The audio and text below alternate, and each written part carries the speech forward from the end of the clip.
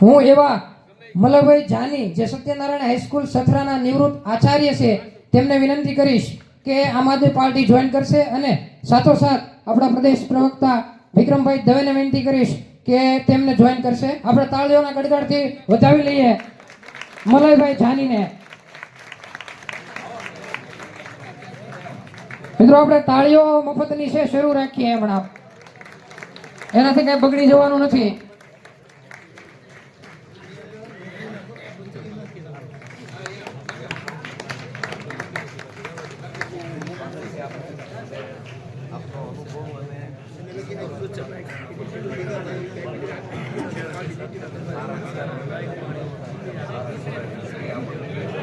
ભાવુબા ગોહિલ ત્રાપસથી ઉપસ્થિત છે. આમ આદમી પાર્ટી એમનું સ્વાગત કરે છે. હું સાહેબને વિનંતી કરીશ કે 2 મિનિટ પોતાની વાત રજૂ કરે. મલયભાઈ જાનીને વિનંતી કરીશ પોતાની વાત 2 મિનિટ રજૂ કરે. નમસ્કાર. વિક્રમભાઈ દવે, મુકેશભાઈ, પ્રાગજીભાઈ, અન્ય સૌ આગેવાનો, ગ્રામજનો, ખાસ કરીને 2-3 ગામના પ્રથમ નંબરના નાગરિક એવા સરપંચશ્રીઓ,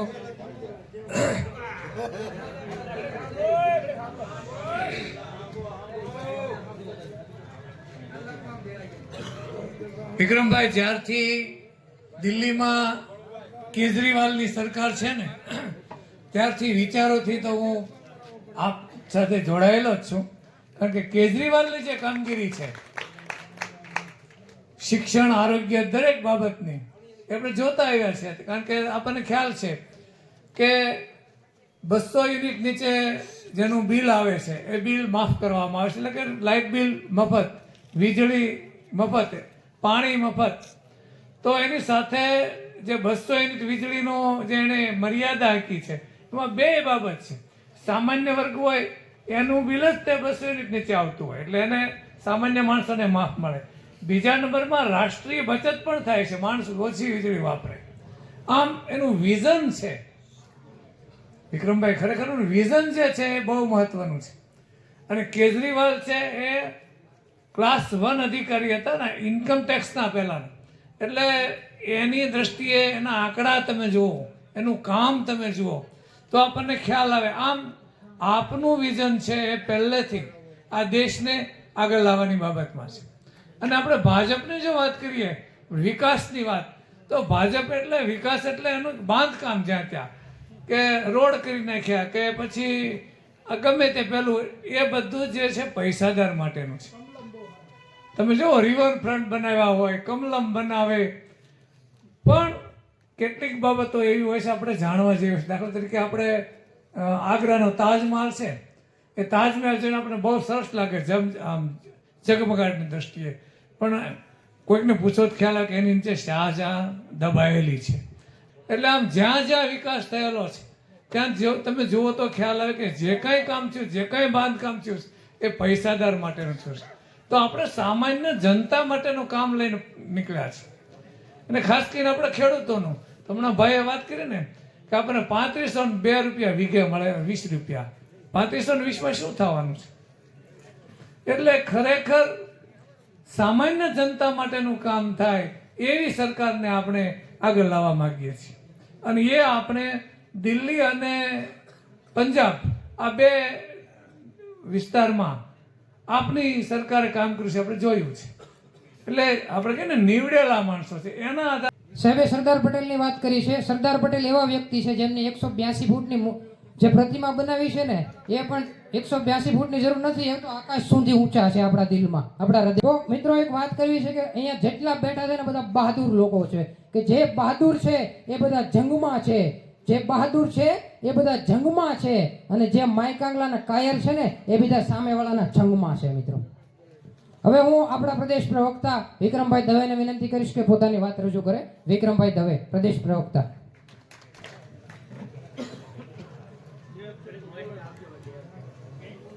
એક છોકરો નાનો હાયલો જતો હતો, એમાં એવું થયું એને કોકે વાયાથી ટાપલી મારી, એમાં વકીલ જોઈ ગયો.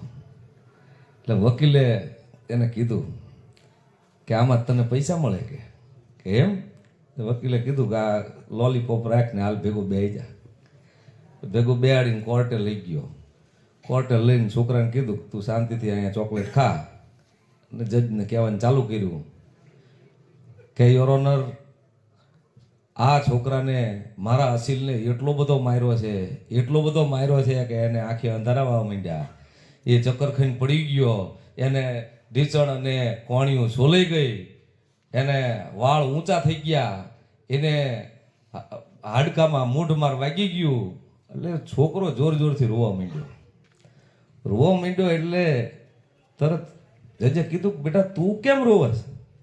કે હાળું મને ખબર નહોતી કે મને આટલું બધું વાગ્યું છે.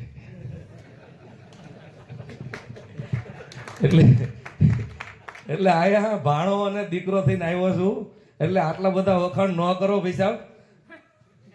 ભાણો અને દીકરો થઈને આવ્યો છું. આમ આદમી પાર્ટીનો પ્રવક્તા તો ખરો જ તે, પણ મને જ્યારે મુકેશભાઈએ વાત કરી, પ્રાગજીભાઈએ વાત કરી, ત્યારે મેં કીધું કે ના હું ચોક્કસ આવીશ. અને આવો લાવો ક્યારે કે પરિવારને પોતાના જ્ઞાતિબંધુઓને મળવાનો મોકો મળે તો આ મોકો ચૂકાય નહીં કોઈ દિવસ. કારણ કે મારી સંગઠન બાબતની, ખાસ કરીને જ્ઞાતિના સંગઠન બાબતની મારી બહુ ક્લિયર મેન્ટાલિટી છે કે બ્રહ્મ સમાજ એક એવો સમાજ છે કે જે સંગઠન કરે છે. કારણ કે સાંપ્રત સમયની અંદર સંગઠનની આવશ્યકતા છે. આપણે લોકતાંત્રિક રીતે જીવીએ છીએ એટલે સાંપ્રત સમયમાં સંગઠનની, સમાજની પણ આવશ્યકતા છે. એટલે બ્રહ્મ સમાજ ભેગો થાય છે. પણ અન્યાય કરીને સંગઠન બ્રહ્મ સમાજ કદી નહીં કરે. કોકનું છીનવીને પોતાનું સંગઠન ને પોતાનું ઘર ભરવાનું બ્રહ્મ સમાજ કદી નહીં કરે. આ આપણા વડવાઓના વિચાર છે અને એટલે જ તે આ સમાજ આપણને પૂજનીય ગણે છે. આજે સથરા ગામે મોકો મળ્યો છે ગુજરાત જોડો જનસભામાં જિલ્લા પંચાયત સીટ ત્રાપજ અને વિધાનસભા તળાજા. ગુજરાત જનસભા આમ આદમી પાર્ટીની એ પૈકી આજના મુખ્ય મહેમાન એવા સથરાના સરપંચ જીતુભાઈ ધાંધલિયા, અમારા પ્રદેશના સાથીદાર અને પ્રદેશ મંત્રી એવા ભાઈ શ્રી કુમાનસિંહભાઈ ગોહિલ, જિલ્લા પ્રમુખ એવા ભાઈ શ્રી હસમુખભાઈ દોમડિયા, મારા સાથીદાર અને તળાજાના પ્રભારી અને તળાજા તાલુકાના પ્રમુખ પણ ખરું ને કે તળાજા પ્રભારી એવા અમારા વડીલ પ્રાગજીભાઈ, તળાજા તાલુકા પ્રમુખ ભાઈ શ્રી દશરથભાઈ ડોડિયા, જિલ્લાના ઉપપ્રમુખ એવા ભાઈ શ્રી મુકેશભાઈ જાની, જિલ્લા પંચાયત પ્રભારી રાજદીપસિંહ, અન્ય બીજા જિલ્લા પંચાયત પ્રભારી એવા રવિરાજસિંહ, સાથીદાર જેના સાથે મારે સત્સંગ કરવાનો મોકો ગાડીમાં ઘણો મળ્યો, અમે સાથે આવ્યા એવા નિકુલસિંહ ઝાલા, હમણાં જ જોડાણા એવા આપણા શિક્ષક મલયભાઈ જાની, બીજા નિવૃત્ત શિક્ષક કરશનભાઈ જામણી હમણાં એનાઉન્સમેન્ટ કરતા હતા એવા જ મારી બાજુમાં બેઠેલા મહેશભાઈ જાની, ચોપડા ગામના સરપંચ સુરેશભાઈ, આપણા ગામના પૂર્વ સરપંચ શાંતિભાઈ જાની, વડીલ પૂર્વ સરપંચ વજુભાઈ જાની, મંચસ્થ સાથીદાર કોઈનું નામ રહી ગયું હોય તો માફ કરશો, સામે બેઠેલા પરિવાર કવર કહેવાની લિબર્ટી લઉં ને, સામે બેઠેલો પરિવાર બ્રાહ્મણોના ડાયરામાં બેઠા છે એટલે કહું કે સંસ્કૃતમાં એક શ્લોક છે કે વિદ્યા દદાતિ વિનયમ વિનયાત યાતિ પાત્રતામ પાત્રાત ધનમવાપનોતિ ધનાત ધર્મમ સુખમ.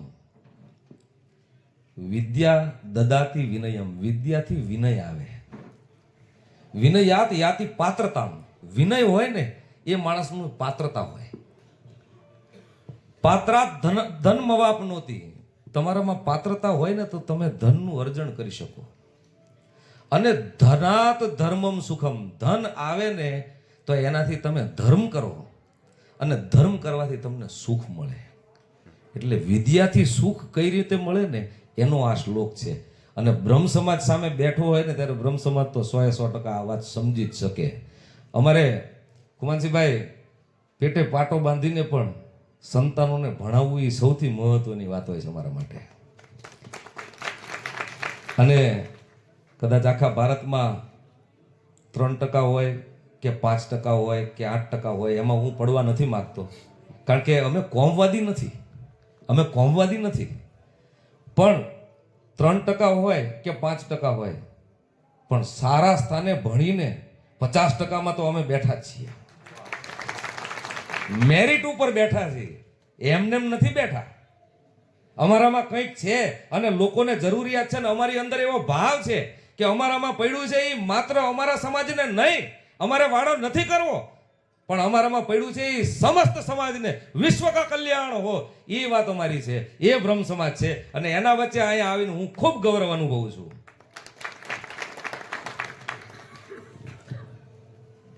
શિક્ષણની આપણે વાત કરી તો મને આમ આદમી પાર્ટી માટે પ્રેમ કેમ થઈ ગયો, બ્રાહ્મણનું કોળિયું અને પ્રેમ થઈ જાય આમ આદમી પાર્ટી સાથે. અને અને અને જ્યારે હું જોડાણો ત્યારે ખૂબ વિરોધના વંટાળ, અમારા નેતાઓનો વિરોધનો વંટોળ, નેતા સામે જે કંઈ હોય નેતા, એટલે મેં અભ્યાસ આમ આદમી પાર્ટીનો કર્યો. આમ આદમી પાર્ટીનું આકર્ષણ કેમ આટલું બધું છે દિલ્હીમાં? એટલે સાલું 70માંથી 67 સીટ લઈને આવે, આ તો કઈ વાત છે, મજાક છે? એક સમયમાં માટે મજાક લાગે આપણને, 70માંથી 67 સીટ લઈને આવવાની, બીજી વાર 62 સીટ લઈને આવે. 2015માં 67, 2020માં 62 સીટ, એન્ટી ઇન્કમ્બન્સી લાગુ ન પડે, 90% સીટો લઈ જવાની, 95% સીટ લઈ જવાની, શું છે? ત્યારે ઊંડા ઉતર્યા પછી ખબર પડી કે મૂળભૂત ભારતની અંદર જે રિક્વાયરમેન્ટ છે, એક સાધારણ માણસની જે જરૂરિયાત છે, સાધારણ માણસ એટલે નાત જાતના વાળા નહીં, જે લોકો પાસે સંગઠન, જે પાર્ટીઓ પાસે સંગઠન નથી ને એ જ માત્ર જ્ઞાતિવાદ કરે છે, અને એ જ્ઞાતિની કારોબારીને સાથે રાખી અને એ લોકો એના ઉપર વહન કરી અને મતને ગુંજામાં ખોટી રીતે નાખી દે છે. બાકી ખરેખર જ્ઞાતિવાદની આ દેશમાં જરૂરિયાત જ નથી. આ દેશમાં જ્યારે લોકશાહી આવી ને ત્યારે રવિન્દ્રનાથ ટાગોરે કીધું હતું 1919માં, એમની એક બહુ ફેમસ કવિતા છે.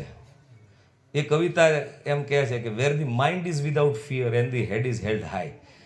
એ કવિતાની અંદર આપણો દેશ કેવો હોય 1919માં એમણે પરિકલ્પના કરી છે રવિન્દ્રનાથ ટેગોરે.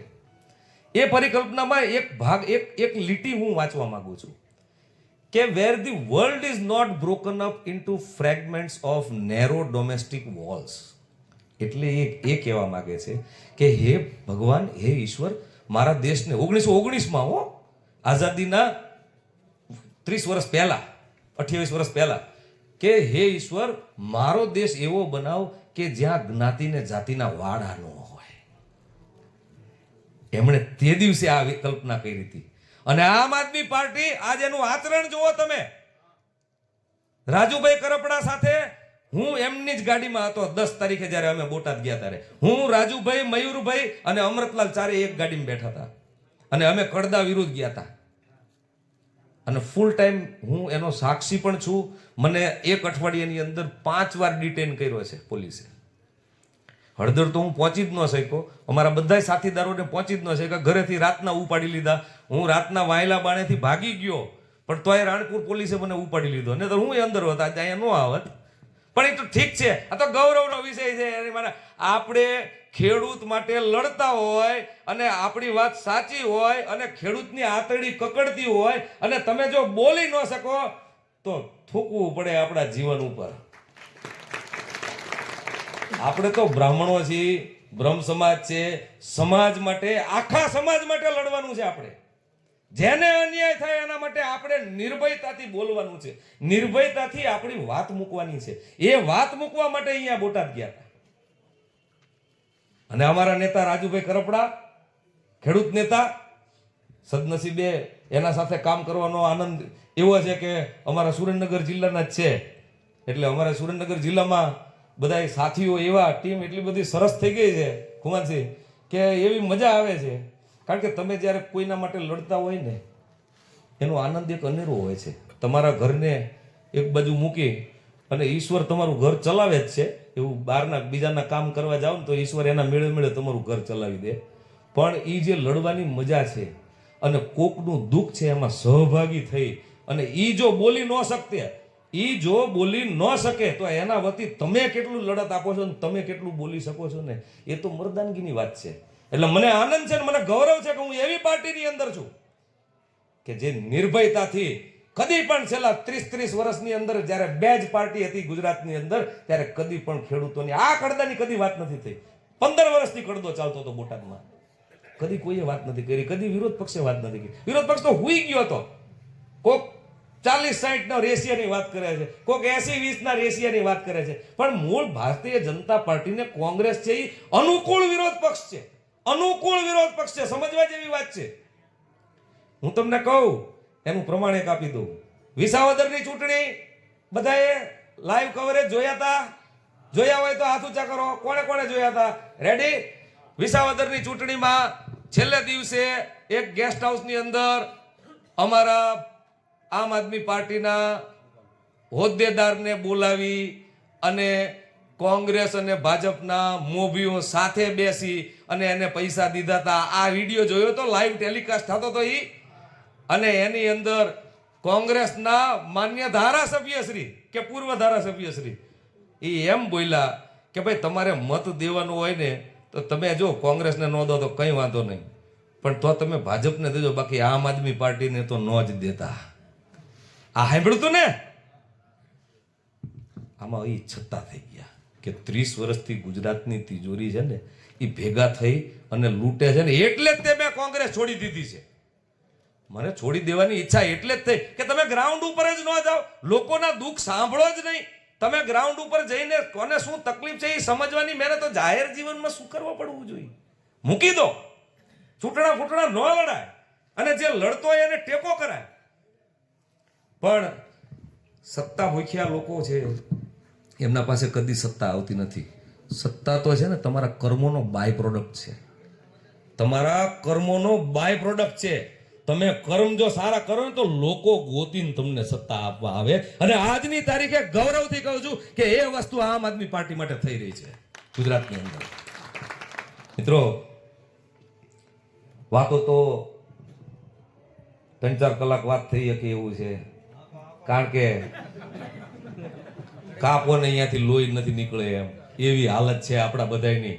30 વર્ષ પહેલા ભારતીય જનતા પાર્ટીએ જ્યારે શાસન સંભાળ્યું, આજથી 30 વર્ષ પહેલા કેશુબાપા બેઠા 1995માં, ત્યાં વડીલો બેઠા છે. તમારી રેણી કેણીમાં સુધાર આવ્યો છે કે બગાડ થયો છે? મને કહો જોઈએ. બગાડ થયો છે, સાચી વાત હો. રેણી કેણીમાં વડીલોને પૂછું છું, કોઈનો સુધાર થયો છે ભાઈ? 30 વર્ષની અંદર કઈ સુધાર થયો છે? બધી વસ્તુમાં મોંઘવારી વધી છે. તમારા ટ્રેક્ટરના ભાવ વધ્યા, મોટરસાયકલના ભાવ વધ્યા, યુરિયાના ભાવ વધ્યા, ડીએપીના ભાવ વધ્યા, ભેગું એક નેનો હોય તે આપી દે છે, જોતું હોય ત્યારે મળતું નથી. આ બધી વસ્તુ છે. બધી વસ્તુના ગાડીઓના ભાવ વધ્યા, ફ્રીજના ભાવ વધ્યા, તમારા છોકરાઓની ફી વધી. આ બધી વસ્તુ વધી. પણ એક વસ્તુ ખાસ નોંધનીય છે. એ શું વધી? દેણું વધ્યું. કોઈને દેણું ઘટ્યું છે અહીંયા? કહો જોઈએ મને. તરીવરમાં એકેય જણ દેણું ઘટ્યું હોય એવું એકેય માણસ નથી. આપણી પરિસ્થિતિ મિત્રો પાયમાલ કરી દીધી છે આ 30 વર્ષના ભાજપના શાસને. મારા ભાઈ એમ કહેતા હતા કે આપણે ખેડૂત કહેવાય, આપણો હાથ હંમેશા આમ જ રહે, આપણે આમ ન કરાય. એના બદલે આજની તારીખે એવી પરિસ્થિતિ મલયભાઈ કરી દીધી છે કે ખેડૂત છે ને ઓલો 2000 નો હપ્તો ખાતામાં પડ્યો કે નહીં એની વાટ જોવે છે હવારે. સાચી વાત છે ખોટી? આપણી દશા તો જુઓ, ખેડૂતને બીપીએલ બનાવી નાખ્યો છે. આયા ખેડૂત ખાતેદાર કેટલા, ખેત મજૂર કેટલા છે? ખેત મજૂર કેટલા? ખેત મજૂર ખાતેદાર નહીં હો, મજૂરી જ કરતા હોય એવા. બરાબર? ખેત મજૂરો છે. જો ખેત મજૂર અને ખેડૂત એ મોટરના 2 પૈયા છે. ખેત મજૂર વગર ખેડૂતને ન હાલે અને ખેડૂત વગર ખેત મજૂરને ન હાલે. એનો પ્રમાણ તમને આપું કે ગુજરાતમાં છેલ્લા 2.5 વર્ષની અંદર આ સરકારી આંકડો છે કે 6400 ખેડૂતોએ આપઘાત કર્યો છે અને 5700 ખેત મજૂરોએ આપઘાત કર્યો છે. અને એમાં 99% આપઘાતો છે એ નાણાં ભીડના હિસાબે છે. દુઃખની વાત છે. આ તો તમને એક હસતા હસતા કહું છું, પણ આમ જુઓ ને વિચાર કરો ને, જેને આપઘાત થયો હોય ને આપણું કલેજું ફાટી જાય. એના ઘરે જઈને બેસો ને ત્યારે તમને એમ થાય કે તમારા આંખમાં ઉડા હેલા જાય. આ કડદો થતો તો અહીંયા ગયા હતા ને, તો અહીંયા તે જે ખેડૂતની આતરડી કકડતી હોય ને, કડદાની વાત કરવું થોડી. કડદામાં શું થાય છે કે સરપંચ એમાં એવું છે કે ગામ સરપંચ હોય એટલે તમારી પરમિશન પહેલા જ લેવી પડે. મુખ્ય માણસ આ કોઈ સવાલ જ નથી, સૌથી પહેલું નામે એનું જ લેવું પડે. હું વિરોધ પક્ષમાં હતો, નગરપાલિકા પ્રમુખ હતો, અને મુખ્યમંત્રી આવ્યા. તો મુખ્યમંત્રી મને, મારા ધારાસભ્ય ભાજપના હતા, ધારાસભ્ય એક તો મુખ્યમંત્રી આવ્યા, મુખ્યમંત્રી વિજયભાઈ રૂપાણી, પ્રમુખ ક્યાં છે? પ્રમુખ અહીંયા આવો, અહીંયા મારી બાજુ બેહો. ભલે વિરોધ પક્ષ ના હોય, લોકશાહી છે ભાઈ, લોકશાહી છે. પદ ને એ પ્રમુખનું પદ છે, એ આખા ગામનું પદ છે, એ કોઈ એક પાર્ટીનું પદ નથી. દુઃખની વાત છે કે ભારતીય જનતા પાર્ટીએ એવો વાડો કરી નાખ્યો છે કે પ્રમુખ છે એ અમારો છે, પ્રમુખ છે એ બધાયનો છે, સરપંચ છે એ બધાયનો છે. ગામની અંદર ગમે એ પાર્ટીનું ગમે એ સારું કાર્ય થતું હોય સરપંચે હાજરી દેવી જોઈએ. શું કરવા ન દે ભાઈ? ખરી જ વાત છે. આ દ્રષ્ટિ છે એ દ્રષ્ટિ મોટી હોવી જોઈએ. કડદાની વાત કરું કે ત્યાં ગયા. હવે કડદામાં કેવું થાય છે, અહીંયા કપાસ કેટલા વાવે છે? બધાય કપા વાવે છે. તો સુરેન્દ્રનગર જિલ્લા જેવું જ થઈ ગયું. અમારે તો કપાનું પીઠું છે. બોટાદ, સુરેન્દ્રનગર આપણે પીઠું કહેવાય. અમારો તાતણો છે ને લાંબો આવે, 29 mm નો આવે. એટલે અમારી MSP છે ને ટેકાના ભાવ 1622 રૂપિયા છે. બાકી અન્ય જગ્યાએ તાતણો છે ને એ 24 થી 26 mm નો આવે. એટલે એની MSP છે ને 1545 રૂપિયા હોય છે. સમજણ માટે જ્ઞાન છે એ સૌથી મહત્વની વાત છે આ યુગની અંદર, એટલે જણાવું છું. પણ થતું હતું એવું કડદામાં કે માર્કેટ યાર્ડના 3 મુખ્ય નિયમ. 1963માં માર્કેટ યાર્ડની સ્થાપના થઈ, એનો એક્ટ બન્યો ને, ત્યારે ખેડૂતોને લૂંટી જતા હતા વચેટિયાઓ અને વેપારીઓ, કારણ કે એના પાસે ઇન્ફોર્મેશન નહોતી. એટલે સરકારને એક્ટ બનાવ્યો. એમાં 3 મુખ્ય એના સ્તંભ કહેવાય કે ખુલ્લી હરાજી, ખરો તોલ અને રોકડું નાણું. પૈસા પડી જતા હતા પહેલા, માણા માલ લઈ જાય પછી વેપારી પૈસા જ ઓછું થઈ જાય. એટલે ખુલ્લી હરાજી, ઓપન હરાજી થવી જોઈએ, ખરો તોલ, સાચો તોલ થવો જોઈએ, અને રોકડું નાણું. ખેડૂતને હેરાન થવાનું ન આવે. અને આખા વર્ષની એને પહેલાં તો એક જ નીપજ આવતી, આખા વર્ષની મહેનત હોય એ કોક ઉપાડીને વેપારી ભાગી જાય એટલે એ તો બિચારો એને રોવાનું આવે. એટલે આ 3 મુખ્ય મુદ્દા હતા. એટલે એમાં એવું થયું કે માર્કેટ યાર્ડ બોટાદની અંદર રોજ 65,000 મણ કપાસ આવે છે સિઝનમાં, એવરેજ રોજ 65,000 મણ. સમજવા જેવી વાત છે. એમાં 65,000 મણ કપાસ આવે છે. હવે અહીંયા લગભગ 15 વર્ષથી કડદા પ્રથા થઈ ગઈ છે. વેપારી અને માર્કેટ યાર્ડના જે બોડી હોય, ચૂંટાયેલી બોડી, એની ટાઢી નજરથી વેપારીઓ શું કરે કે ભાવ કરે. એટલે અમે ગયા ને તે દિવસે આમ તો 1545નો MSP છે, પણ 1350નો ભાવ થયો. 10 તારીખે અમે ગયા ને, 10 ઓક્ટોબરે. હવે 1350નો ભાવ થયો કપાસનો. એટલે ખરેખર શું કરવું જોઈએ? 1350નો ભાવ થઈ ગયો જે વેપારી, એટલે ખેડૂતને પહેલા પૂછે કે ભાઈ તને ભાઈ 1350 પોહાય છે? એટલે ખેડૂત કહે હા મને પોહાય છે. એટલે 1350 ભાવ ઠરવી દીધા. હવે ઠરવી દીધા એટલે એને ઉપાડીને સીધું અહીંયા તે યાર્ડમાં તોલ કરવાનો. યાર્ડમાં કાંટા ફરજિયાત છે. એ તોલ કરી અને ઊભા તે વેપારીની યાર્ડમાં, એની વેપારીની દુકાન હોય એને કહે સાહેબ આવો, અથવા ખેડૂતને કહે આવો ભાઈ તમારા પૈસા લેતા જાઓ, આટલા રૂપિયા થાય છે. આ એનો નિયમ છે, આ એની પદ્ધતિ છે. હવે એના બદલે બોટાદમાં શું થતું હતું કે આ 1350ના ભાવ થઈ ગયા પછી વેપારી એમ કે હવે છે ને 8 કિલોમીટર દૂર મારું જીન છે ને અહીંયા તું નાખતો હોય, તારા છકડા માગ, તારા આઈસર માગ, જે કંઈ હોય એ તો ભાડે છકડો, ભાડે આઈસર લાવ્યો હોય, ખેડૂત દીકરો હોય, એટલે એ લઈ જાય. હવે એ એમ કે મારા જેવો કોક હોય કે હું નહીં લઈ જાઉં, તમે લઈ જાઓ, તો કે તો હાંજ પડી જશે. એટલે હવે ખેડૂનો દીકરો જીરવી શકે એક દીતે પૈસા ન મળે તો હવે એને હજી તો બિયારણના દેવાના બાકી હોય, યુરિયાના દેવાના બાકી હોય, DAP ના દેવાના બાકી હોય, દવાઈઓના દેવાના, અરે છોકરાની ફી ભરવાની બાકી હોય. હોય ને આવું થાય છે ને, ખેડૂતને આવી પોઝિશન હોય છે કે નહીં? જે વીણ થાય અને અહીંયા તે હજી દાડી દેવાની બાકી હોય, ગયા મહિનાની અરે સોરે કરી હોય ને ઢૂંઢણું કર્યું હોય ને ટ્રેક્ટર હાંકવા હોય ને એને દેવાના બાકી હોય. આવું હોય છે કે નહીં ખેડૂતને? હવે એ જીરવી શકે અડધી કલાક? એટલે એ એમ કે સારું ત્યારે તમે કહો છો તો હું તમારા જીને નાખતો આવું. એટલે જીને નાખવા જાય. જીને નાખવા જાય એટલે એને અહીંયા લાઈનમાં ઊભો રાખે. લાઈનમાં ઊભા રાખ્યા પછી છે ને, જ્યાં સુધી બોટાદ યાર્ડની 8 કિલોમીટર દૂર યાર્ડની અંદર જ્યાં સુધી હરાજી પતે નહીં ને ત્યાં સુધી એને એ લાઈનમાં અહીંયા બહાર જ ઊભો રાખે કે હમણાં તમારું વજન કરે છે, હમણાં કરે છે, બેહો. અહીંયા હરાજી પતી જાય એટલે શું પાછો ન જઈ શકે અહીંયા યાર્ડે કપા લઈને. પછી એમ કે આવો આવો એટલે પછી અહીંયા મૂકે ને એટલે આમ કે આમ હાથ નાખે, આમ કપા આ તો પીળો છે કે બહાર સફેદ હતો અંદરનો પીળો, આમાં કે હવા છે, આમાં ફોતરી છે, આમાં ભેજ છે, વસ્તુ કે. એટલે ખેડૂત એમ કે ભાઈ જે કઈ હોય તમે યાર લઈ લો ને. કગરે, કાયદેસર કગરે ખેડૂત, એની આતરડી દુભાથી કાયદેસર કગરે. એને તારો નથી લઈ જવાનો, આ કપા નો હાલે એમ કરીને કાઢી મૂકવાની વાત કરે. એટલે ઓલો કે ભાઈ મારે વ્યવહાર કરવાનો છે યાર, તમે બે હાથ જોડું, કદાચ તું 100-2 રૂપિયા ઓછા લઈ લે, હાલ ને ભાઈ. એટલે કે નહીં. એટલે પાછો એક વચેટીયો આવે કરી દે ને કે આ વિક્રમભાઈ આપણા ઘરના મિત્ર છે કે 1350 નહીં 1150 થશે બોલો. એટલે ખેડૂત એમ કે યાર કંઈક વ્યાજબી રાખો યાર, આવું ન હોય. એટલે ઓલો વચેટીયો પાછો એમ કે સારું તમારું રહ્યું ને આ ખેડૂતનું રહ્યું ને વેપારીનું રહ્યું 1250 પૂરું કરી નાખો. ખેડૂત બધું સમજતો હોય કે આ આપણને ઉઠા ભણાવે છે, આ આપણો કડદો કરે છે. ભાવ થઈ ગયા પછી આપણા પાસેથી લૂંટી લે છે, આપણા મોઢામાંથી કોળીઓ કાઢી લેવાની વાત છે, છોકરાના મોઢામાંથી કોળીઓ લઈ લેવાની વાત છે.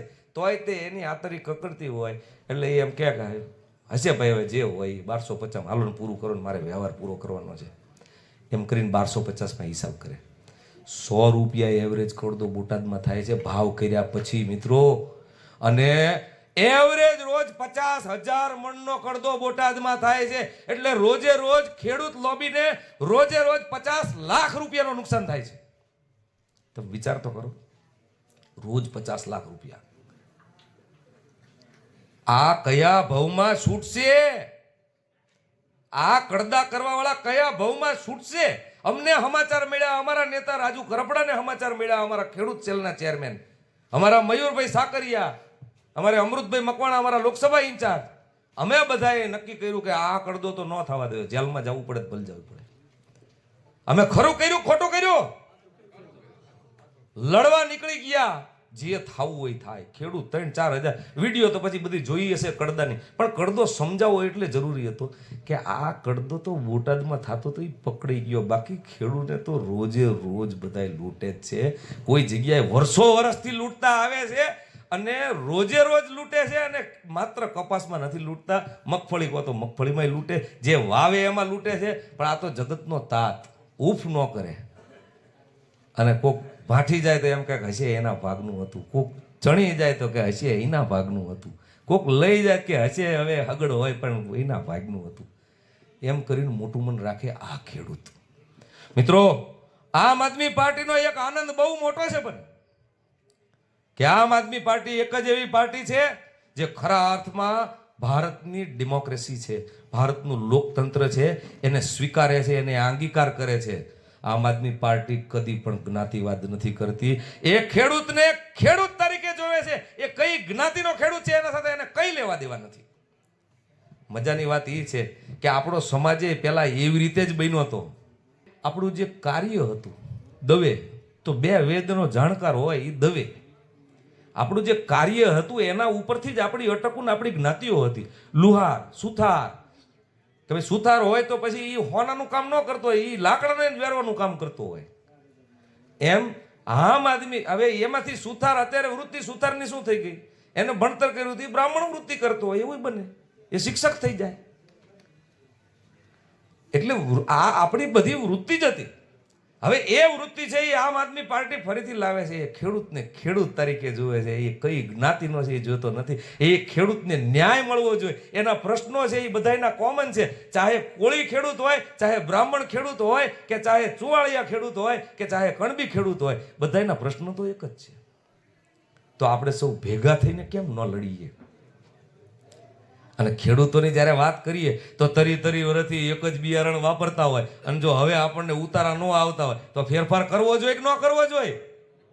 કે તરી વર્ષ પછી ઈને ઈ આપણે બિયારણ તો 2 વર્ષે જો ઉતારા ન આવે તો આપણે બદલી નાખી છે. તો આ તરી વર્ષ સુધી એક ને એક બિયારણ ન હોય ન હોય. હવે તો ફેરફાર કરવાનો ટાઈમ આવી ગયો છે. બન્યાઓને ખાસ કહું છું, કારણ કે એક સર્વે હમણાં થયો શહેરોમાં અને ગ્રામીણ વિસ્તારમાં બંને જગ્યાએ, ગ્રામીણમાં વિશેષ, કે 18 થી 35 વર્ષના જુવાનિયાઓને પૂછવામાં આવ્યું તો 1992 થી કદાચ 1992 થી 2024 સુધી ગુજરાતની અંદર 18 થી 35 વર્ષના છોકરાઓની પહેલી ચોઈસ છે ને ભાજપ હતી. 2024 પછી એની પહેલી ચોઈસ છે એ આમ આદમી પાર્ટી છે. આજની મજા એ છે કે આ યંગસ્ટર્સ છે એ લોકો, કારણ કે આમ આદમી પાર્ટી એજ્યુકેટેડ લોકોની પાર્ટી છે. એટલે કદાચ હસમુખભાઈ દોમણીયા એમ કે હાથ પેઢીએ કોઈ સરપંચ નથી લડ્યું, પણ ભણેલ ગણેલ માણસ હોય એનો ફેર ઘણો મોટો પડે. ભણતર હોય એનો ઘણો, વાંચન કરો, તમારો અધિકાર શું છે, તમે નિર્ભયતાથી લડી શકો. જ્યાં જ્ઞાન હશે ત્યાં નિર્ભયતા હશે. આ પોલીસવાળા આમ આદમી પાર્ટીના હાલતા ને ચાલતા અમારે અહીંયા નેતા છે ને લગભગ બધા જેલવાસ કરેલો છે, આમાં કોઈ બાકાત નહીં હોય. હા, હવે વડીલ નવા આવ્યા છે, ભલે રિટાયરમેન્ટ પછી, અત્યારે આવતા તો આવી ગયા છે. હવે થોડાક દી પછી ખબર પડશે કે મારો બેટો આમાં અંદર જવું પડે. પણ મને એવું લાગે છે કે સિંહ રાશિ વાળા માણસ છે એટલે ગર્જના કરશે અને અંદર જવામાં એમાં બહુ ચિંતા જેવું લાગતું નથી. પણ વાત એમ છે કે ચાહે ચૈતરભાઈ વસાવા હોય તો એક ગ્લાસ મારવામાં 300 હાથ થઈ. એક ગ્લાસ મારવામાં ધારાસભ્ય લેવલનો માણસ. હવે એ તો પોલીસ એમ કહે છે કે એવું લાગે ચૈતરભાઈ તો એમ કીધું મેં ગ્લાસ માર્યો જ નથી, પણ પોલીસની FIR એમ કહે છે કે ગ્લાસ માર્યો ને એ ગ્લાસ જો અયોગ્ય જગ્યાએ વાગી ગયો હોત તો આ માણસ મરી જાત, એટલે 300 હાથ લગાડી છે. બોલો, આવું ક્યાં સાંભળ્યું છે? કાલ સવારે તો અમારા બેટા એમ કહે છે કે વિક્રમભાઈ કાલ રાતે મને સપનામાં આવ્યા હતા અને સપનામાં આવી અને એમણે તલવાર કાઢી અને મારા ગળે મૂકી, એટલે એમના ઉપર 300 હાથ લગાડવી જોઈએ. આ ભારતીય જનતા પાર્ટીનો મૂળ ગરા લૂંટાઈ રહ્યો છે. ग्राउंड ऊपर बहुत दिनों के बाद कोई ऐसा मिला है कि जो इतनी बात कर सके. 30 વર્ષથી જે ગુજરાતની તિજોરીને લૂંટે છે ને, આ બધા કહેતા હતા કે તમે ખેડૂતો છો, આમનું શહેરીકરણ કરવાનું સતત જે યોજના અને પરિયોજના, તમે જુઓ 30 વર્ષની અંદર શહેરો કેવડા મોટા થઈ ગયા અને ગામડું કેટલું ભાંગી ગયું. આમની નીતિ જ છે, ગામડા વિરોધી નીતિ છે. તમે સમજો વાતને. હવે આ ભારતીય જનતા પાર્ટીના લોકો જે શહેરીકરણ સતત કરવા માગે છે અને ગામડાને ભાંગવા માગે છે, એ લોકોને એ ખબર નથી કે આ જગતનો તાત છે. એ જગતનો તાત જેથી આ ડુંગળીના ભાવ હમણાં કંઈક હાવ કંડમ થઈ ગયા છે. હા, હવે મને 5-7 રૂપિયા કંઈક બધા ડુંગળી કંઈક બહાર બજારે નાખી દીધી હતી, બકરા ચરે છે. હવે આ જગતનો તાત જેથી બધું નાખવા મળશે અથવા વાવવાનું બંધ કરી દેશે ને તો આ બધા શહેરો ભૂખા મરશે. પણ આમને એનો અંદાજ આપણને દર વખતે છેતરી જાય. શું કહીને છેતરી જાય ખબર? ખાસ કરીને આપણે આ શિખાધારીઓને કે તમે હિન્દુના નુમાઇંદા છો અને આપણે તો હિન્દુ કહેવાય, આપણે આમ કહેવાય. એટલે હિન્દુ કહેવાય પણ કતલખાના તો વધ્યા. આ કેન્દ્રમાં સરકાર આવી પછી કતલખાના વધ્યા છે. પિંક રિવોલ્યુશન લાવ્યા છે. પિંક રિવોલ્યુશન એટલે ખબર છે ને, કાપો એટલે મટન છે એ પિંક કલરનું હોય, એનું રેવોલ્યુશન લાવ્યા છે. આવું પ્રધાનમંત્રી કે આપણને દુઃખ થાય. કારણ કે હું રવિવારે હું કેસરી જ પહેરું છું, હું બ્રાહ્મણનો દીકરો નથી. એટલે આપણે તો જે વારંવાર ધર્મના નામે છેતરી જાય. સરકારનું કામ શું છે? પહેલો પ્રશ્ન એ આપણે કરીએ લોકશાહીની અંદર. સરકારનું કામ શું છે? લોકોની સુખાકારી જોવાનું. જે તમારો ટેક્સ છે, આ ભોરિંગ રાક્ષસ GST 2017 માં આવ્યો અને સરકાર, કેન્દ્ર સરકાર દર વખતે જાહેરાત કરે છે હમણાં કે ગયા જૂનમાં 2,35,000 કરોડ રૂપિયાનો GST ભરાણો. 2,35,000 કરોડ રૂપિયાનો GST જૂન મહિનામાં ભરાણો, જૂન 2025 માં. કેટલા રૂપિયા થયા? કેટલાય દેશોના તો બજેટ નથી એટલા એક મહિનામાં એટલા રૂપિયા જીએસટીમાં આવે, પણ મૂળ સિસ્ટમમાંથી બધા પૈસા ખેંચી લીધા. પહેલા એમ કહેતા હતા કે તમે ખેડૂતો છો, તમે કઈ ઇન્કમ ટેક્સ ભરતા નથી, તમને કોઈ ફેસિલિટી ન હોય. આવી માનસિકતા ધરાવતા હતા શહેરવાળા. આજની તારીખે તમે શહેરવાળાને મળશો ને, આપણે ગામડાવાળા જઈને એટલે શહેરવાળાને થોડુંક આપણાથી ઓલું રાખે થાય. ઘણા બધાને અનુભવ થયો હશે, શહેરોમાં જાઓ તો એ તો ગામડાનો છે એમ. પણ તમે જેટલી ડિસ્ટન્સ રાખતા હતા, આજની તારીખે મિત્રો આપણી નવી આવડું છોકરું હોય એને 10 રૂપિયાની વેફરની પેકેટ અપાવરાવો છો ને, તો એ 1 રૂપિયો ને 80 પૈસા એ જીએસટી કેન્દ્ર સરકારની તિજોરીમાં નાખે છે. તમે એમ કહી જ ન શકો કે આપણે ટેક્સ નથી ભરતા. આપણે એટલો બધો ટેક્સ ભરીએ છીએ, આપણે જ ટેક્સ ભરી રહ્યા છીએ. બાકી કોર્પોરેટ વાળા તો આમ કરીને 16 લાખ કરોડ રૂપિયા ખાઈ ગયા. ટાટા નેનોનો પ્લાન્ટ 2007માં નાખ્યો ને, તો સાણંદમાં જમીન આપી ને, એ 46,000 કરોડ રૂપિયાનું પેકેજ ટાટાને આપ્યું હતું. આજની તારીખે નેનો ચાલુ છે પ્રોડક્શન? નેનો ચાલુ છે? જોઈ નેનોનું પ્રોડક્શન ક્યાંય દેખાય છે? તો 46,000 કરોડ રૂપિયાની જમીનની સાણંદ જીઆઈડીસી બેકાર થઈ ગઈ, તો ટાટાએ એ જમીન હોપી ન દેવી જોઈએ સરકારને પાછી? જે ખેડૂતો પાસેથી રિકવર કરી હતી એ પાછી ન આપી દેવી જોઈએ? આપી દેવી જોઈએ કે ન આપી દેવી? સાચી વાત કરો તમે. જે હેતુ બાટેલી, આપણે જો હેતુ ફેર કરાવરાવી તો આપણા વાહે મામલતદાર વાહે પડી જાય છે ને. થોડો કે હેતુ ફેર હોય તો, કોમર્શિયલ ન હોય અને તમે જીઆઈડીસી ની હોય, તમે કોમર્શિયલ કામ કરતા હોય, તરત જ આવી જાય કે હાલો ભાઈ બધું સીલ મારો, તમને આ હેતુ માટે જમીન નથી આપી. આ 46,000 કરોડની જમીન છે એ ચાવી ગયા. અદાણી કેટલી ચાવી ગયું, રિલાયન્સ કેટલી ચાવી ગયા. અરે એમને વેપાર કરવો હોય તો કરે, પણ ખેડૂતના ભોગે શું કરવા? અમારી ખેતીની જમીન તમારે લઈ લે. સારું ગામ હોય, મોટું ગામ હોય, એ ક્યારે એનો વસવા? ભાવનગર ક્યારે બન્યું હશે? વઢવાણ ક્યારે બન્યું હશે?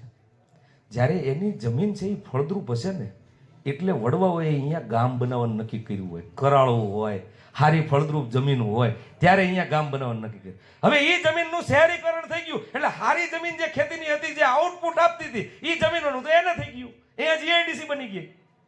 એટલે ખેડૂતોને ધક્કો પાડ્યો. થલતેજનો ખેડૂત હોય, થલતેજનો પશુપાલક હોય, એટલે એ બહાર નીકળી જાય. હવે એ બહાર ક્યાં જમીન જઈને લે? જ્યાં વિઘોટી 24 ગુંઠાનો વીઘો હતો ને, વિઘોટી ઉપર વીઘો નક્કી થાય. ફળદ્રુપ જમીન હોય ને તો 10 ગુંઠાનો વીઘો હોય. જો મોળી ધોળી જમીન હોય ને તો 24 ગુંઠાનો વીઘો હોય. અને રેગ્યુલર વીઘો હોય ને 16 ગુંઠાનો હોય, 2.5 વીઘે એકર થાય એમ. એટલે જેમ ફળદ્રુપ જમીન એમ, કારણ કે વિઘોટી સેમ રહે, પણ તમારી જમીન ઓછામાં તમને આઉટપુટ જાજુ મળે. હવે સાણંદની જમીન છે એ સારી હોય, ભાવનગરની વગડો હોય ને એ સારો જ હોય, એ મોળો ન હોય, એટલે જ આવડું મોટું ગામ બન્યું હોય. સરકારની પોલિસી વિઝન વગરની છે. ધૃતરાષ્ટ્ર જેવી પોલિસી છે. છેલ્લી વાત કરી દઉં. મારો આગ્રહ તો છે બધાને કે આ ખાસ વાંચવું. મારે જે હિન્દુત્વના નામે વોટ લેવાની વાત કરે છે ને, એમને ખાસ કરીને બ્રાહ્મણો, દરબારો, ગૌ બ્રાહ્મણ પ્રતિપાળ, એને આ સમાજે એ બિરુદ આપ્યું છે કે એ હંમેશા લડત કરીને તે આ સમાજનું જે રક્ષણ કરે છે, એનું રક્ષણ એ કરે છે. આ બે જ્ઞાતિને એટલી બધી ભરમાવી છે કે જ્ઞાતિના નામે અને ધર્મના નામે કેટલા બધા મત લઈ ગયા એનો વાંધો નથી. સરકાર બનાવી, પણ જ્યારે સરકાર બનાવી ત્યારે સરકારનું કામ આ તિજોરીમાં જે જીએસટી અંદર ગયો, જે આવડા છોકરાએ વેફરના પેકેટમાંથી આપ્યો, તો એને તમે રોડ આપો છો? એને તમે પેવર બ્લોક નાખી દો છો એના ઘર સુધી? એને તમે કરુણા તો જુઓ. 79 વર્ષે હજી તો નળ છે જળ કાઢવાની વાતો કરે છે આ દેશની અંદર. તમે વિચાર તો કરો આ સરકાર. અને એમાંય તે પાઇપ નાખી દે પણ પાણી નીકળતું નથી. નપાણિયા છે આ બધા. પાણી ક્યાંથી નીકળવાનું હતું? પણ તમે કોઈ પણ પોલિસી જ્યાં હાથ નાખો ને, ખેડૂતને લગતી હોય તોય ભલે, શહેરોને લગતી હોય તોય ભલે, જ્યાં જોશો અહીંયા ભ્રષ્ટાચારથી ખદ બધે છે ભારતીય જનતા પાર્ટીનું શાસન. જેને સાયકલ લેવાનો વેત ન હોય ને ટિકિટ મળી જાય ને 5 વર્ષે 4 વ્હીલમાં આવે છે કે નહીં? 5 વર્ષે 4 વ્હીલમાં આવે. શું કરવા? ભારતીય જનતા પાર્ટી. અને પાછો ઓલો હરીશો હોય છે એમાં આમ કરી કેસરી કલરનો ટીંગાડ્યો હોય આમ કરીને આમ, એટલે ખબર પડે બધાને કે આ ભારતીય જનતા પાર્ટી વાળા છે. અને હવે મય તો નવી ફેશન નીકળી છે. પોલીસ વાળા કઈ કરતા નથી હોય એમને. કાળી સ્કોર્પિયો, નંબર પ્લેટ ન હોય, કાળા કાચ હોય, અને ગમે અહીંયાથી હોરી પડે પોલીસ વાળા, તમારું મોટરસાયકલમાં જો નંબર પ્લેટ થોડીક બેન્ડ વળી હોય, નંબર અડધો દેખાતો હોય ને તગડો, તો પોલીસ વાળો તમને રોકીને એમ કહે કે હાલ હવે લાયસન્સ દેખાડ, અહીંયા તો આપવા પડશે. પણ એ કાળા કાચ વાળી ગાડી કોઈ રોકતું નથી. કાળા કાચ વાળી ગાડી દેખાય છે કે નહીં બજારે? અને એ તમે માર્ક કરજો, એના પાસે હરીશે એમનો સિગ્નલ છે, હરીશે કેસરી કલરનો ખેસ હશે. આવી દાદાગીરી કરવાની? તમે ભાજપમાં જતા રહ્યા એટલે તમે અમારા ઉપર જો હુકમી ચલાવશો? મિત્રો, બીજી સમાજ તો જે હોય તે, પણ હું એવું બહુ સ્પષ્ટપણે માનું છું કે જ્યારે ઇતિહાસની અંદર ખેડૂત ઉપર દમન થયું છે ને, તમને યાદ છે ને 700 ખેડૂત શહીદ થઈ ગયા 3 કાળા કાયદા વિરુદ્ધ ને છેવટે કેન્દ્ર સરકારને ઝૂકવું પડ્યું. એ મેટર શું હતી એ ખ્યાલ છે? એમાં એક મુખ્ય વાત એવી હતી કે ખેડૂતને સમય અંતરે ઘસીને પાયમાલ કરી દેવો. ખેડૂત છે એ 2000ના હપ્તાની રાહ જોવા માંડે અને છેવટે એનું મોટામાં મોટું ઘરેણું છે, એની જમીન છે, એ આ મોટી કંપની, મસ્ત મોટી કંપની રિલાયન્સ ને એને વેચી દે અને છેવટે આપણા છોકરાઓ છે એ દાડી કરે. ષડયંત્ર આ હતું. એ પંજાબ વાળાને ખબર પડી ગઈ, આપણને નહોતી ખબર પડી. એ લોકોએ લડત કરીને આખા હિન્દુસ્તાનને એનો લાભ મળ્યો. પણ મિત્રો, મને ગૌરવ છે કે એ ખેડૂત છે એ એક જ એવી જ્ઞાતિ છે કે જેની અંદર જ્યારે સંકટ આવે છે, જ્યારે આ સમાજને સંકટ આવે છે, ત્યારે ખેડૂતોએ હળ ઓગાળી અને તલવારો બનાવી છે. એટલે ખેડૂતો દમન સહન કરે ત્યાં સુધી બાપ છે, એટલે ઉફ ન કરે. પણ જે દિવસે ખેડૂત વિફરો અને સામે પડ્યો અને ખરેખર ખોટી વાત હશે, ત્યારે આ સરકારને ઉલાડીને મૂળિયા કાઢી નાખવાના છે. મિત્રો, રાહત પેકેજની વાત કરીએ. આમ તો ખેડૂતો છે ને, એને જો આ ભારતીય જનતા પાર્ટીની સરકાર ન આવી હોત ને તો કદી રાહત પેકેજની જરૂર જ ન પડત. ખેડૂત આમ કરે જ નહીં. પણ રાહત પેકેજની વાત શું છે? ધીરે ધીરે આપણે દિવસે દાડે પ્રોફેશનલ થતા જઈએ છીએ.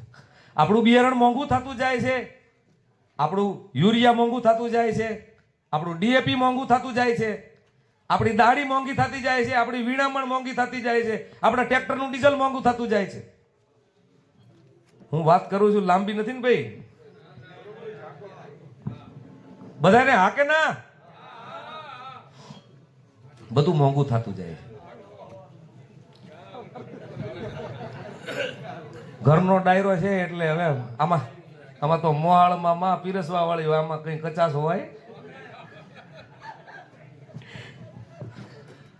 પણ પેકેજની આમ તો જરૂર જ ન હોય.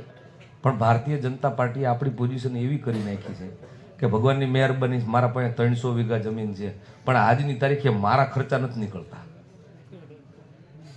મિત્રો, આપણે એટલા બધા પાયમાલ કરી દીધા છે કે આર્કિટેક્ટનો છોકરો આર્કિટેક્ટ થાય, સરકારી નોકરિયાતનો છોકરો સરકારી નોકરિયાત થાય, માસ્તરનો છોકરો માસ્તર થાય, પ્રાઇવેટ નોકરી કરતો હોય તો એનો છોકરો નોકરી કરે પ્રાઇવેટ, એન્જિનિયરનો છોકરો એન્જિનિયર થાય, ડોક્ટરનો છોકરો ડોક્ટર થાય. ખેડૂત એક જ એવો છે, એને બાપો એમ કે આમાં કઈ ખેતામ નથી રાખ્યું, તું ભાવનગર જતો રહે સાનો માનો અને અહીંયા જઈને નોકરો બોકરો કર, આમાં કઈ વળવાનું નથી. સાચું ખોટું? આપણી તો દશા 30 વર્ષની અંદર, આ 1.5 પેઢીની અંદર આપણી દશા બગાડી નાખી છે. નહીતર ખેડૂતનો છોકરો એટલે તો આમ મૂસુના આંકડા મળે કે કોણ કે મારે 100 વીઘા જમીન છે. શું વાત કરો છો? હવે 100 વીઘા જમીનમાં દીકરીઓ કોઈ દેતી નથી. પરિસ્થિતિ વિકટ થઈ ગઈ છે,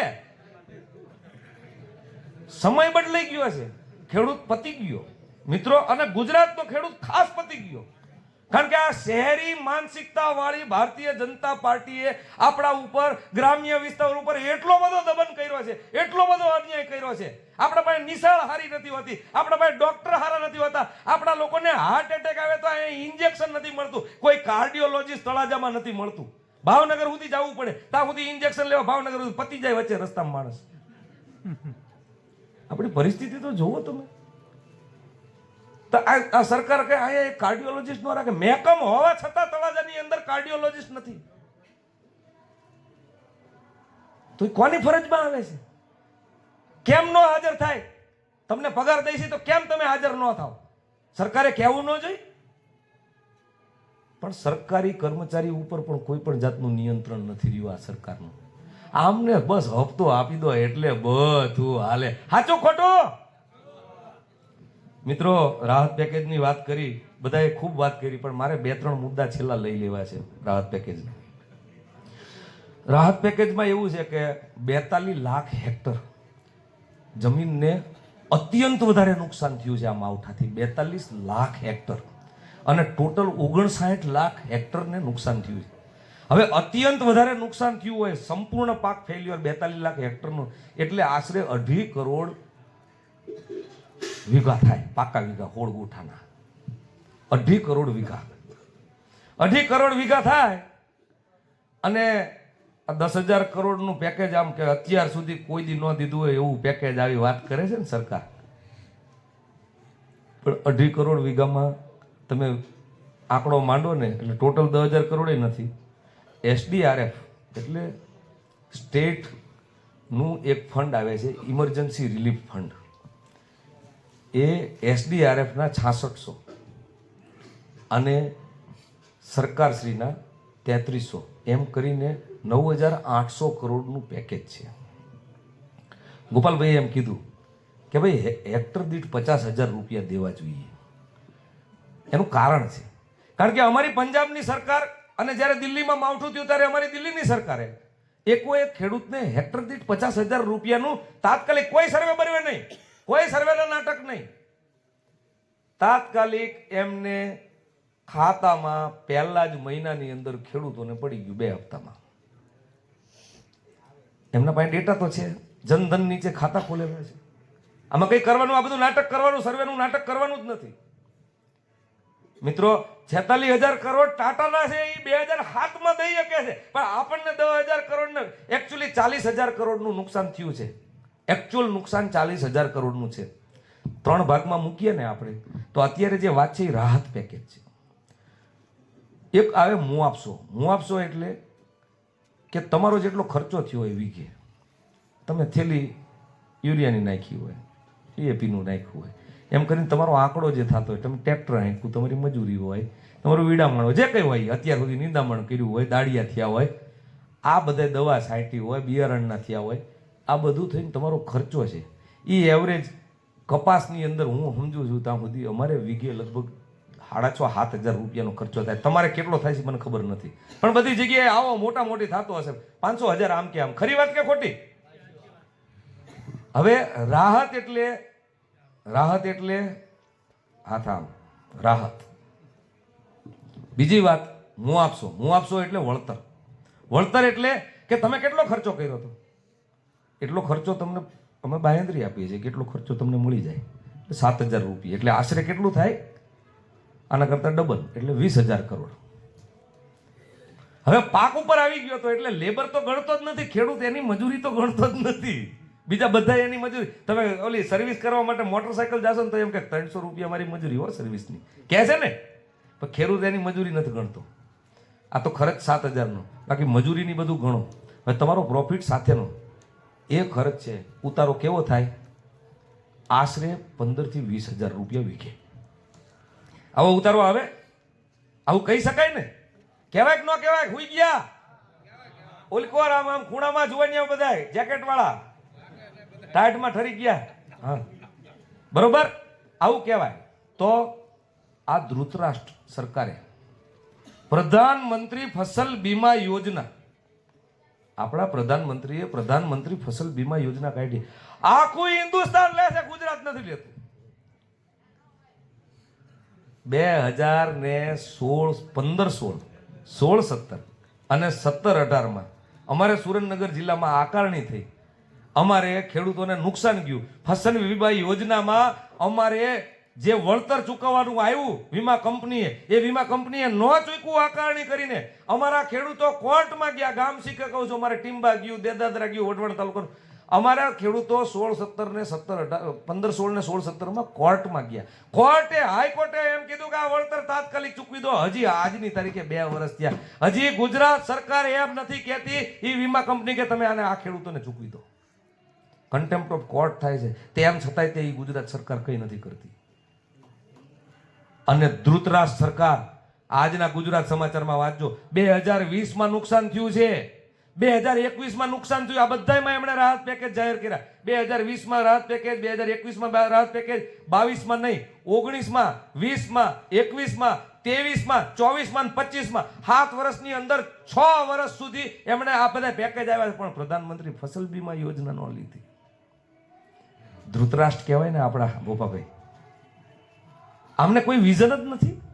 પણ આમને વિઝન નહીં, આમને ખાવા સિવાયનો કોઈ ધંધો તો આમને કઈ આવડતું જ નથી.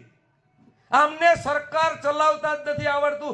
અહીંથી કારણ કે આપણે અત્યારે અહીંયા જેટલા બેઠા છીએ ને, અહીંયા જે કોઈ બેઠા છીએ, આપણે આપણા માટે નથી બેઠા. આપણે તો જીવી ચૂક્યા.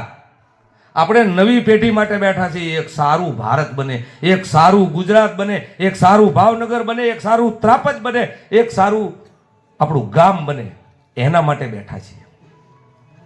અહીંયા એજ્યુકેશન, હેલ્થ ફેસિલિટી વધે એના માટે બેઠા છીએ. આ કઈ કવાયત એમને કઈ મજાક કરવા માટે આપણે બેઠા નથી. કોઈને સત્તા ભૂખ્યા નથી. આ સરપંચ શું કરવા અહીંયા બેહીને? કારણ કે એને ઈચ્છા છે કે આ ગામ મારા સમય દરમિયાન, મારા કાર્યકાળ દરમિયાન કંઈક સારું થાય, આપણા ગામનું લોકો યાદ કરે, આપણી નવી પેઢીને કંઈક મળે, પ્રાપ્ત થાય, એના માટે બેઠા છે. અને આપણે બંદર કે હાથ મેં લંગૂર કે હાથ મેં અંગૂર દે દિયા હે, 3,10,000 કરોડનું બજેટ આમના હાથમાં દીધું છે. આ શું કરશે? આ કંઈ કરી શકે એમ નથી. જ્યારે જ્યારે તકલીફ પડે એમનો 30 વર્ષ જૂનો ઘરા લૂંટાય ને એટલી વાર પોલીસને આગળ કરી દે છે અને દમન કરે છે ને અમને બધાને ગિરફ્તાર કરે છે. પણ અમારી તે માયા હવા શેર છૂટ ખાટેલી છે. અમને ગમે એટલી વાર પૂરી દે ને તોય અમે બહાર નીકળીને પાછા હતા અહીંયા જવાના છીએ, અને જે કામ કરવાના છીએ કરવાના જ છીએ. અમે લોકો કટિબદ્ધ છીએ કે ગુજરાતની અંદર નવી પેઢીને શ્રેષ્ઠમાં શ્રેષ્ઠ જીવન મળે, આપણા સંતાનો, આપણા પરિવારો સુખાકારીમાં જીવે, ખુશાલીમાં રહે, આપણને આપણા પાકના મુબલક ભાવ મળે, આપણને ગમે એટલી કઠિનાઈ આવે તો પણ હસતા હસતા આપણું ગામ ભેગું થઈ અને એ કઠિનાઈને પાર પાડે. આ કરવાનું છે આપણે. ભલે ગમે હું એમ કહું છું, ખેડૂત છે ને કદાચ ભાજપમાં માનતો હોય ભલે માને, આપણને એમાં વાંધો નથી. પણ ખેડૂતની વાત આવે ત્યારે જો તમે ન લડી શકતા હોય તો આજે સૌને આહવાન કરું છું કે જો તમે પોતે ન લડી શકતા હોય તો જે ખેડૂત માટે લડતો હોય ને એને કમસે કમ ટેકો કરવા તો બહાર નીકળો જો. તે બોટાદમાં તમે હાજર ન રહી શકતા હોય તો જે હાજર રહીને લડતો હોય એને લાઈક તો આપજો જ. તે એના માટે સારી કોમેન્ટ તો કરજો જ. તે એના માટે ઊંચો અભિપ્રાય તો બાંધજો જ. તે કારણ કે આજે ઈ છોકરાઓ જે લડી રહ્યા છે એને જો તમે મોરલ સપોર્ટ નહીં આપો ને કાલે ઈ જો પાછા પડશે ને તો આ તમારું લડવા વાળું કોઈ રહેવાનું નથી. તમે સમજી લેજો. મિત્રો, મારે તમને આજે ઈ જ આહવાન કરવું છે કે લોકશાહીની અંદર લડાઈ છે ને એ આંગળીના ટેરવેથી થાય છે, મતથી થાય છે. દર વખતે આપણને છેતરપિંડી કરી જાય ને, આ વખતે તાલુકા જિલ્લા પંચાયતની ચૂંટણી છે ને, કોઈ જગ્યાએ કસર બાકી ન રાખતા બિયારણ બદલવાનો ટાઈમ આવી ગયો છે. અને 5 વર્ષે કોઈ છેતરવાની વાત કરે તો છેતરાતા નહીં. એક મોકો આમ આદમી પાર્ટીને આપો, અને આમ આદમી પાર્ટી જો ખરી ન ઉતરે તો એમને પ્રશ્ન પૂછો. હું એમ કહું છું કે મોકો આપો તો કઈ રાતોરાત કઈ કાયાપલટ નહીં થઈ જાય કોઈ જગ્યાએ, પણ આપણે ટેવ પાડવી પડશે. ખાસ કરીને જુવાનીઓએ ટેવ પાડવી પડશે. જે ચૂંટણા સરપંચ ચૂંટણા, સરપંચને જઈને પૂછો, સરપંચ આનું શું કર્યું તમે? ભલે વિવેકપૂર્ણ પૂછો, ભાજવા નહીં જવાનું, પણ એને પૂછો, આપણો અધિકાર છે. ખરા અર્થમાં લોકશાહી આપણે લાવીએ.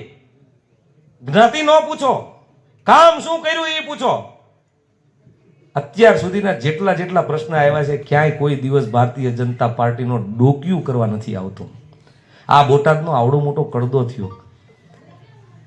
આ લોકોએ કડદામાં ચેરમેને આવી અને 3,000 ખેડૂત વચ્ચે એમ ચેરમેન બોલ્યા કે આ કડદા પ્રથા થાય છે ને અમારે બંધ કરવાની છે. અમારા બધાની વચ્ચે 3,000 ખેડૂત ઉભા હતા.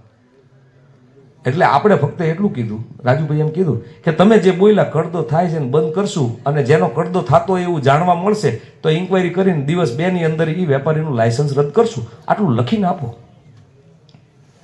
કે ભલે તરત જ અહીંથી જઈને શુક્રવારે બપોરે 12:30 ચાલુ દિવસે અહીંયા ઓફિસમાં જઈ લખીને લાવવાનું, તો એકોર રહ્યું ઓફિસને તાળા મારીને ઓફિસ બંધ કરીને ભાગી ગયા 12:30. દાનત ખોરીક નહીં. તમે 5000 માણા વચ્ચે બોલો અને પછી એ વસ્તુ લખી ન આપો તો તમારે તમારું બોલ્યું તમે ન પાળવાના હોય તો તમે લીડર સિના કહેવાય. તમે લીડર જ ન કહેવાય. બોલ્યું પાળો એ જ લીડર છે.